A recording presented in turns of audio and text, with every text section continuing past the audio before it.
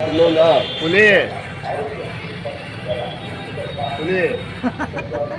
పులి పులి పులి పులి బిడ్డ బిడ్డ పులి బిడ్డ ఏడివి పులి అన్నాను చెప్పు ఏం సుబ్బారావు ఏడివి పులి